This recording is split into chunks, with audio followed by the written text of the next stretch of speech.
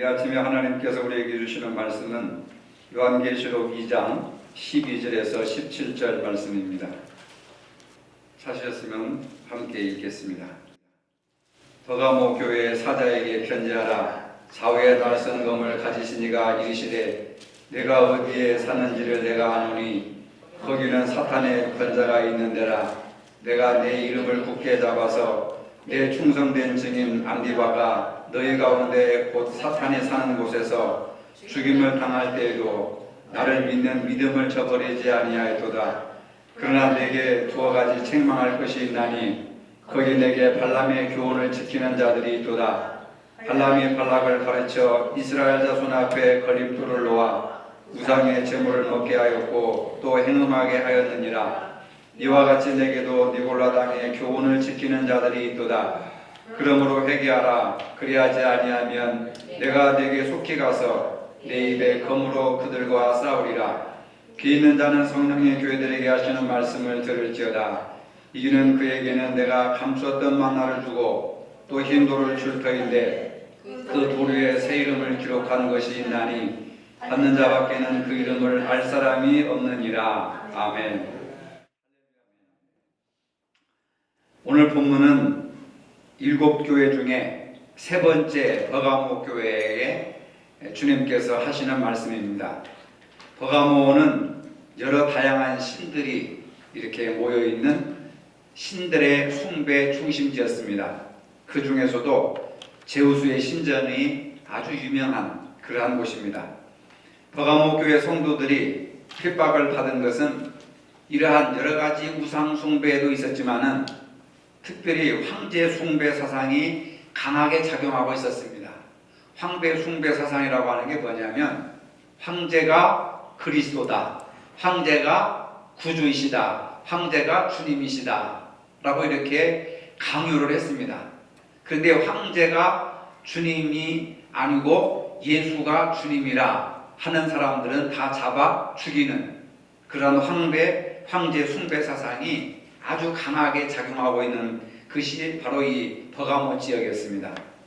버가모 교회에 예수님이 좌우에 날선 검을 가지신 이, 즉 심판하시는 분으로 나타나고 있습니다. 좌우에 날선 검이라고 하는 원래의 뜻은 두 입에 날카로운 검, 두 입에 날카로운 검을 말하는 것입니다. 이것은 선과 악을 다스리는 두 가지 권위를 말합니다. 칼은 버가모의 상징물이었습니다. 고대시대 때 칼은 힘과 정의와 자긍심을 상징하는 도구였습니다. 또한 칼은 심판권과 사형권을 가진 권력을 말합니다. 칼 사용권을 가진 총독은 한 사람의 생사권을 가지고 있어서 사형 집행을 할 수도 있었습니다. 버가모 총독은 사람을 살리기도 하고 죽이기도 하는 그러한 권한을 가지고 있었습니다. 버가모의 상징의 칼이었던 것은 로마로부터 재판권과 사형 집행권을 위탁받았기 때문입니다. 그러나 주님은 양날의 날카로운 칼을 가지고 계신 부활하신 주님으로 기독교를 핍박하는 세상 황제의 권력보다 주님의 권력이 더 크고 강하다고 하는 것을 보여주고 있습니다. 이러한 버가모 교회를 향하여 주님은 칭찬하고 있습니다. 13절입니다. 내가 어디에 사는지를 내가 아노니 거기는 사탄의 권자가 있는 데라. 내가 내 이름을 굳게 잡아서 내 충성된 증인 안디바가 너희 가운데 곧 사탄이 사는 곳에서 죽임을 당할 때에도 나를 믿는 믿음을 저버리지 아니하였도다. 예수님의 증인 안디바라고 하는 성도가 있었는데 사탄이 거하는 곳에서, 즉 황제가 주님이라고, 황제가 구원자라고 가르치고 강요하는 그 신앙 속에서도 예수님이 주인이시고 예수님이 구주라고 고백하다가 결국은 죽임을 당한 그러한 성도가 바로 이 버가모 교회에 있었다는 것입니다.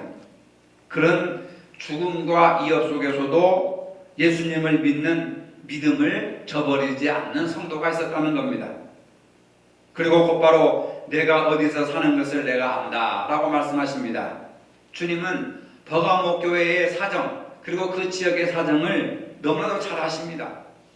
에베소 교회는 그들의 행위와 수고와 인내를 아시고, 서머나 교회는 그들이 당한 환난과 궁핍을 아시고, 버가모 교회는 그들이 살고 있는 곳의 사정을 주님께서는 너무나도 잘 알고 계시다는 겁니다. 내가 사는 곳은 사탄의 위가 있는 곳이다. 사탄의 위라고 하는 것은 사탄의 자리, 사탄의 권자를 말하는 겁니다. 여기서 말하는 사탄은 바로 로마 황제를 가리키는 겁니다. 버가모는 황제 예배의 중심지로 로마 황제를 로마 신으로 숭배하도록 했고, 각종 제사 의식이 집행되는 곳이었습니다. 그래서 황제를 숭배하지 않고 예수를 믿으면 다 죽이는 아주 무서운 그런 상황 속에서 버가모 교회의 안디바는 주님을 믿다가 순교를 당한 사람입니다. 이처럼 주님은 버가모 교회의 사정을 너무나도 잘 알고 계십니다. 주님은 버가모 교회의 환경이 믿음을 지키기에 너무 어려운 환경이라는 것을 잘 알고 계셨습니다. 버가모는 소아시아 지역의 행정수도로서 정치, 문화, 교육의 중심지였습니다. 그 도시에서 로마 황제가 주님의 자리를 차지하고 있었습니다. 황제 숭배를 위해 세워진 신전이 곳곳에 하늘을 찌르듯이 그렇게 세워져 있었습니다. 이렇듯이 버가모 도시 전체가 우상들과 악한 영들이 가득 찼습니다. 주님은 그곳을 사탄의 위, 즉 우상의 제단이 있는 곳이라고 말하고 있습니다. 그래서 신앙을 유지하기가 너무너무 어려운 환경인데 거기에서 신앙을 잘 지켰다고 하는 것을 칭찬하고 계십니다. 그런 환경에서 버가모 교회는 어떤 모습을 보였는지 13절 이하의 말씀을 보면, 내가 내 이름을 굳게 잡아서 내 충성된 증인 안디바가 너희 가운데 곧 사탄에 거하는 곳에서 죽임을 당하였을 때에도 나를 믿는 믿음을 저버리지 아니하였도다 라고 이렇게 칭찬을 하십니다. 버가모 교회는 어려운 환경 속에서 세속에 동화되거나 흔들리지 않았습니다. 어렵고 힘든 환경 속에 있었으나 믿음을 저버리지 않고 굳게 지켰습니다. 많은 신앙적인 도전과 위협이 있었지만 믿음이 흔들리지 않았습니다. 오히려 안디바라고 하는 사람은 순교를 당하면서까지 믿음을 지켰다고 주님은 칭찬하고 계십니다. 주님께서 이 안디바를 가리켜서 충성된 증인이라 이렇게 말하고 계십니다. 대부분의 교인들이 세속화의 물결에 휩쓸려 가고 있었지만 이 교회 안에서는 충성된 증인 안디바와 같은 성도가 있었다고 하는 사실입니다. 버가모는 어두운 도시, 죄악의 도시, 우상의 도시, 사탄의 도시였습니다. 안디바는 이러한 어려움 속에서 이 도시의 악을 대항하며 살고 있었던 믿음의 사람이었습니다. 안디바는 황제의 숭배를 강요받았고 신앙을 부인하라고 하는 압력을 받았으나 죽음을 두려워하지 않고 믿음을 지키며 그곳에서 순교했습니다. 주님을 거스리는 불신앙의 세속 도시에 살고 있는 우리는 어떻게 해야 합니까? 너희는 이 세대를 본받지 말라고 하시는 주님의 말씀대로 신앙을 지키기 위해서 이 세상과 사탄의 세력들과 대결할 수 있었던 안디바 같은 신앙을 우리가 본받아야 하겠습니다. 버가모 교회 성도들은 안디바의 순교를 목격하고 위협을 계속해서 받는 가운데서도 믿음을 잘 지켰습니다. 13절에 보니까 내가 내 이름을 굳게 잡아서 라고 하는 구절이 있습니다. 그러한 어려운 환경 속에서도 황제의 이름을 붙들지 않고 출세와 성공의 길로 나아가는, 그리고 생존의 길로 나아가는 황제의 이름을 붙들지 않고 예수님의 이름을 굳게 잡아서 결국은 순교까지 나아가는 그 믿음을 주님은 아신다고 하시는 겁니다. 바로 내가 내 이름을 굳게 잡아서, 여러분 어떤 일이 있어도, 어떤 어려움이 있어도, 어떤 유혹이 있어도 세상 줄 잡지 말고 주님의 믿음의 말씀의 줄을 붙드시기를 바랍니다. 제우스와 로마의 황제들이 우상으로 군림하고 있었던 버가모에서 그것들이 우리의 구원자가 아니라, 우리의 그리스도가 아니라 오직 예수 그리스도만이 주님이시라고 하는 진리를 지켰던 버가모 교인들의 신앙을 우리가 볼 수가 있습니다. 세상과 타협하고 세속화되어가는 이 시대에 버가모 교회의 안디바 같은 사람이 필요합니다. 마지막 때 필요한 교회는 안디바와 같은 증인들을 소유하고 있는 교회입니다. 주님이 중심이 되는 교회, 주님이 내 삶의 주인이 되는 교회, 주님이 내 인생의 주인이 되는 교회, 생명을 걸고 진리를 사수할 수 있는 교회, 바로 주님은 그런 교회를 찾고 계십니다.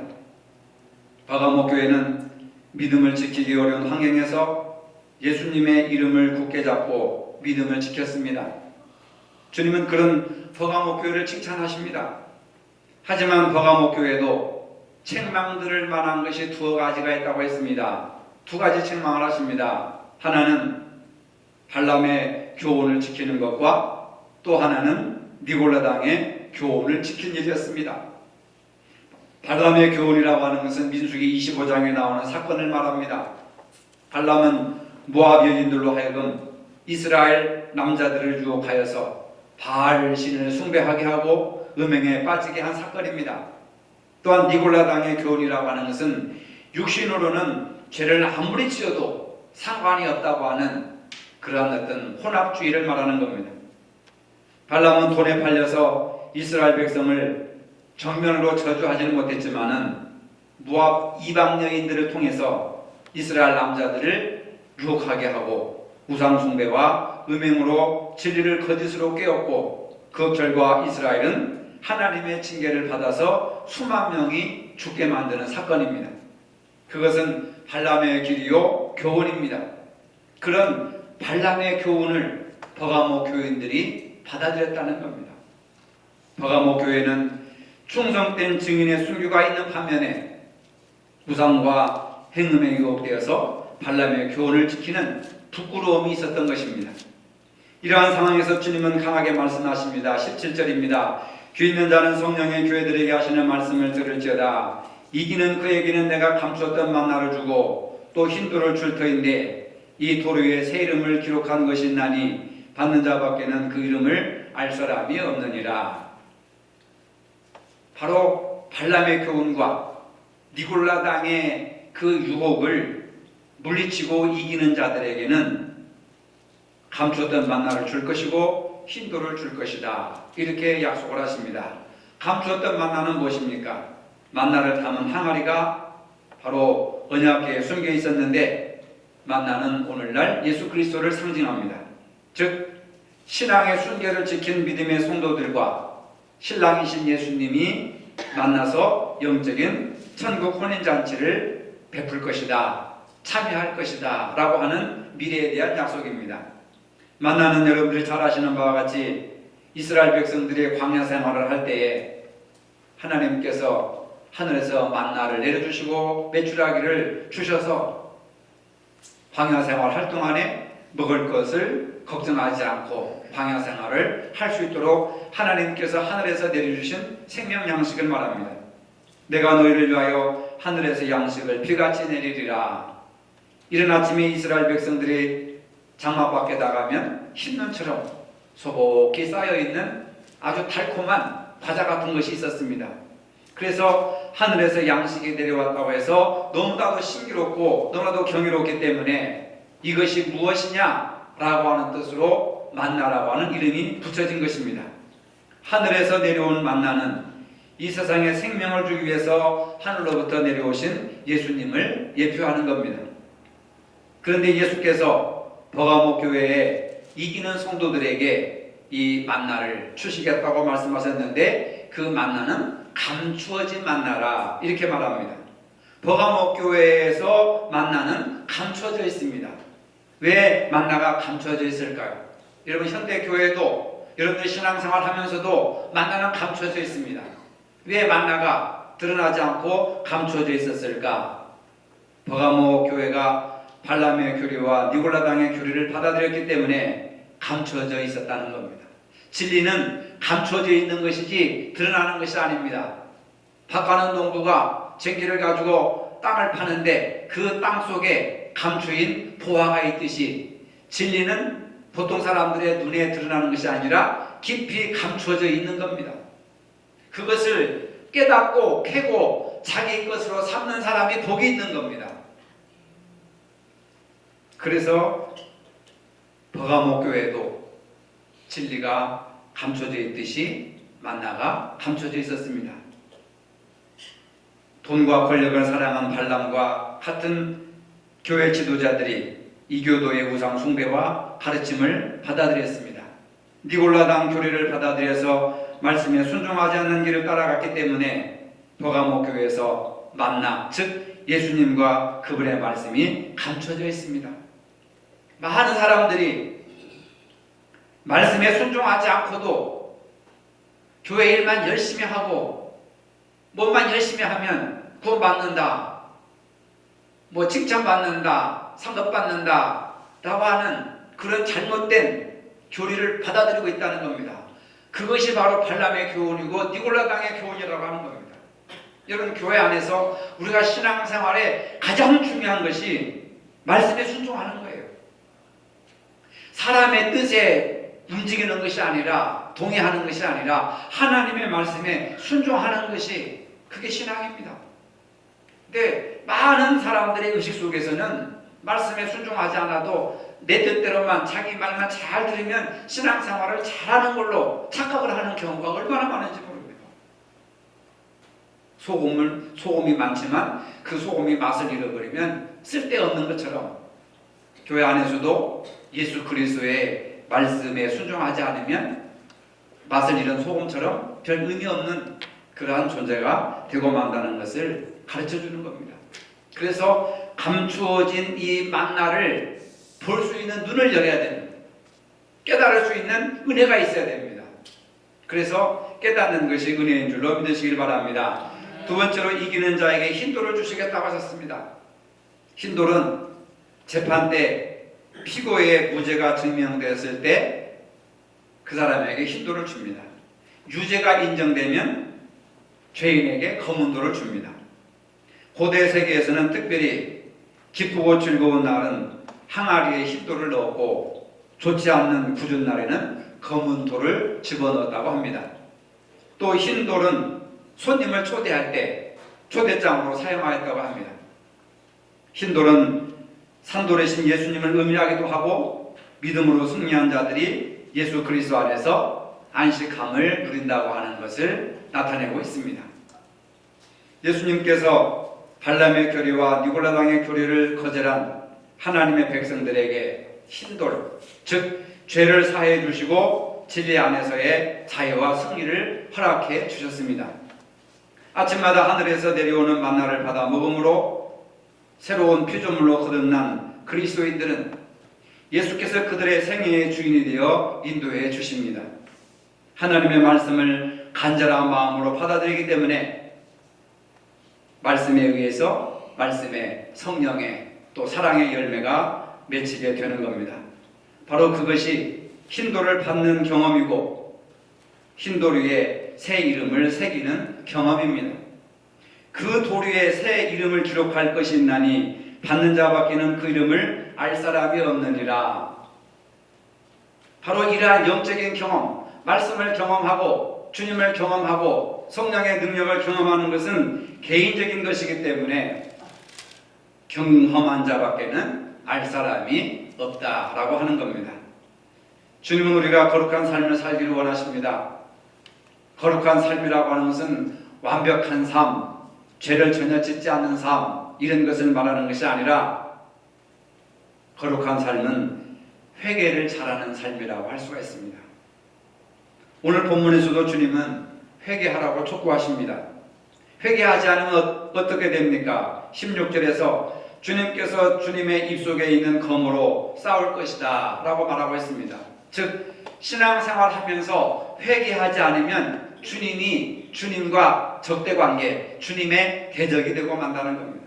주님과 싸우게 된다는 겁니다. 우리는 사탄의 세력과 믿음의 선한 싸움을 싸워야지 주님과 싸워서는 안 됩니다. 그러나 회개하지 않는 자는 주님의 입속에 있는 검으로 싸울 것이다 라고 합니다.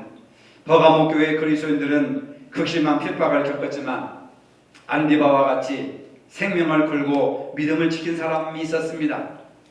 반면 버가모 교회 안에는 발람과 니골라당이라는 세속화된 믿음을 가진 사람들도 있었습니다. 같은 교회 안에서 어떻게 이렇게 다른 길을 가는 교인들이 있을까요? 이상하지 않습니까? 여러분들은 어느 길로 가고 있습니까?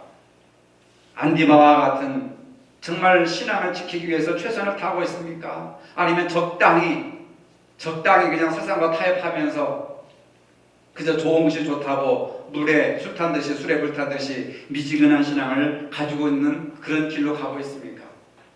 성경에 보면 밭에는 분명히 알곡과 가라지가 함께 자라고 있다고 말씀하고 있습니다. 오늘날도 마찬가지입니다. 같은 교회 안에 안디바와 같은 사람이 있고 또 니골라당과 발람의 길을 따라가는 사람들이 분명히 있다고 하는 겁니다. 오늘 우리는 자신의 신앙을 잘 지킨 안디바와 같은 믿음을 가져야 됩니다. 그래서 장차 만나와 hin도를 받는 그런 믿음을 갖기를 주님의 이름으로 축복합니다. 걸어가신 주님, 이 땅에 많은 교회와 교인들이 있지만 버가모 교회에 안디바와 같은 교인들이 되게 하여 주시옵소서. 주님께서 나중에 심판자로 오실 때 자랐다 칭찬받을 수 있는 복된 저희들이 되게 하여 주시옵소서. 예수님의 이름으로 기도합니다. 아멘. 어려움 속에서 믿음을 잘 지킨 버가모 교회의 안디바와 같은 성도들이 되기를 원하는 모든 성도 위에 성부와 성자와 성령의 이름으로 이제부터 영원토록 함께 하시기를 축원하옵나이다. 아멘.